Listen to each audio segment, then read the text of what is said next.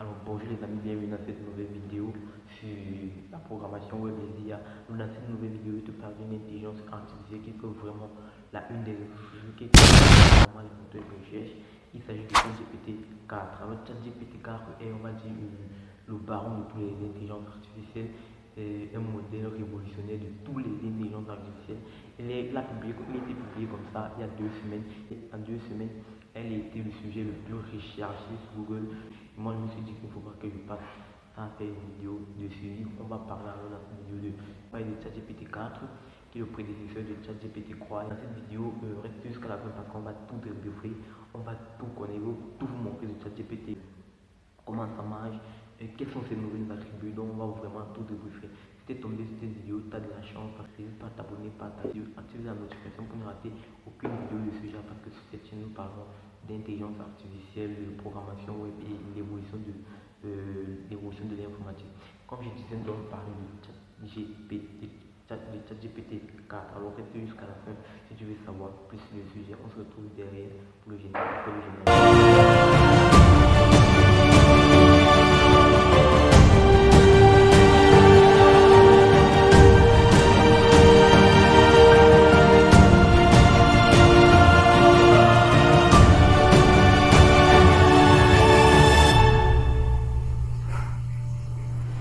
Alors, comme je disais, nous allons parler de ChatGPT 4.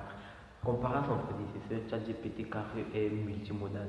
Donc, multimodal, c'est-à-dire qu'à l'entrée, tu peux lui donner un son à l'entrée qui est un modèle, tu peux lui donner une image à l'entrée qui est un modèle, tu peux lui donner une vidéo à l'entrée qui est un modèle, tu peux lui donner un texte à l'entrée qui est un modèle. Alors, comparé à son prédécesseur, ChatGPT 3, il fallait uniquement taper des écrits pour avoir des écrits. ChatGPT 4 est allé au-delà de ça. Et ChatGPT 4 analyse des images. Donc tu peux déjà filmer une image, tu le mets sur ChatGPT 4, alors il t'analyse cette image. C'est un truc de fou parce que ChatGPT 4 ne pouvait pas faire ça. Il s'est limité aux écrits. Donc comme je disais, tu peux déjà filmer ton frigo, tes ingrédients, les ingrédients de ton frigo. Tu mets ça sur l'intelligence, tu mets dans l'intelligence artificielle ChatGPT 4. Alors tu demandes les nombres de recettes que tu peux faire avec ces ingrédients. Et il va te détailler, grâce à l'analyse qu'il va faire de l'image que tu as filmée, il va te détailler tous les recettes que tu peux faire avec ces ingrédients. Alors que ChatGPT 3, tu décris ce que tu as dans ton frigo pour qu'il puisse t'afficher les recettes que tu vas faire. Alors que ChatGPT pas au-delà de ça.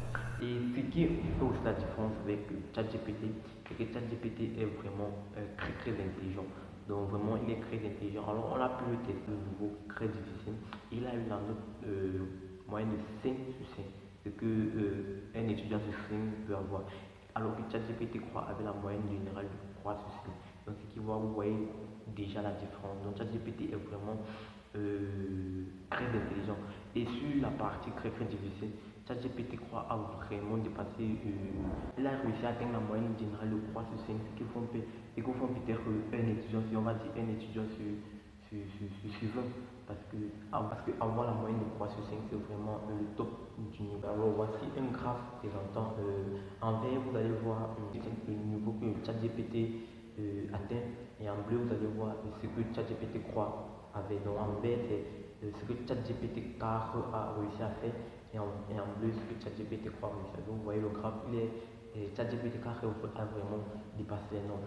Alors lors de la présentation de ChatGPT 4, le cofondateur ou alors le fondateur de OpenAI, il a fait une petite présentation de ChatGPT. Alors on a dessiné déjà une maquette de site web. Il a filmé à l'aide de son smartphone, il l'a envoyé sur la plateforme ChatGPT 4. Alors il a demandé à ChatGPT de lui générer un site avec cette simple maquette.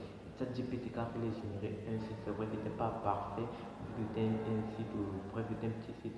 ChatGPT 4 il a généré un site en moins de 5 minutes. Donc pour moi ChatGPT 4 est vraiment le haut du haut, parce qu'en moins de 5 minutes, avec une petite maquette comme celle-là, il a pu générer un site. Bon, vraiment, c'était pas vraiment un site, on va dire un grand site, mais c'était un site, c'était déjà pas mal. Et je ne parle pas du plus délirant. Un jeune programmeur a refait le jeu Snake, le jeu Snake que tout le monde connaît toujours, le jeu basique Snake, en moins de 5 minutes avec ChatGPT 4. Donc il a pris le jeu Snake, il a refait en moins de 5 minutes ce jeu très basique. Donc, vous voyez, ce jeu qui peut prendre peut-être, si tu es un bon programmeur, 1 heure pour programmer. Alors, ChatGPT car a généré ce jeu en moins de 5 minutes, rien qu'avec avec une description qu'il a fait sur la mise sur ChatGPT car. Bon, malheureusement pour moi, j'ai pas pu tester ChatGPT car je fais juste des comparaisons. J'ai pas pu tester ChatGPT car parce qu'elle est payante, elle n'a pas de version gratuite comme ChatGPT croit. Parce que ChatGPT croit a une version gratuite, une version payante. Et pour avoir la version payante de ChatGPT car je dois avoir la version payante de ChatGPT croit. Bon, pour moi, j'ai pas la version payante de ChatGPT croit parce que je me suis approprié par des méthodes peu conventionnelles parce que ici au Cameroun, que vous savez, les API de ChatGPT ne sont pas disponibles dans tous les pays en Afrique, donc du coup, au Cameroun, c'est pas disponible. Et j'ai dû passer par certaines méthodes peu conventionnelles pour l'avoir. Donc, si tu veux savoir comment j'ai fait pour avoir ChatGPT quoi, n'hésite pas de m'écrire en commentaire, je vais tout montrer comment j'ai fait tous les détails, comment j'ai fait pour avoir ChatGPT quoi. Alors comme je disais, n'hésite pas de t'abonner, partager, liker si ce n'est pas déjà fait parce que je sais que tu te régales avec cette vidéo. Alors ChatGPT quoi, car est payant, pour l'avoir il faut automatiquement payer parce que à la sortie même de ChatGPT quoi, il avait dit que ChatGPT 3 devait être payant, mais ils ont laissé les utilisateurs utiliser. Ils ont plutôt mis une partie gratuite, une partie payante. Donc, ils sont maintenant venus avec ChatGPT 4 qui est exclusivement payant. Donc, du coup, on ne pourra pas s'approprier ChatGPT 3. Désolé. Donc, une autre comparaison de ChatGPT 4 et ChatGPT 3, c'est que avant ChatGPT 3 ne se limitait qu'à 3000 mots. Donc, si vous voulez un test, ChatGPT 3 peut vous générer uniquement 3000 mots, alors que ChatGPT 4 part au-dessus de 3000 mots.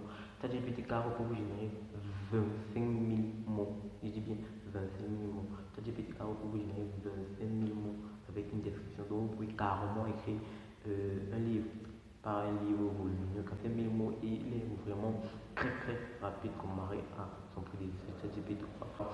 J'ai fait une vidéo sur KP d'une intelligence artificielle pour les Africains, un peu comme ChatGPT, mais c'est pour les Africains, c'est conçu pour un Africain. Alors si vous voulez, si vous voulez aussi avoir une intelligence artificielle semblable à ChatGPT, j'ai fait une vidéo là-dessus, n'hésitez pas à partir regarder. Elle est totalement gratuite.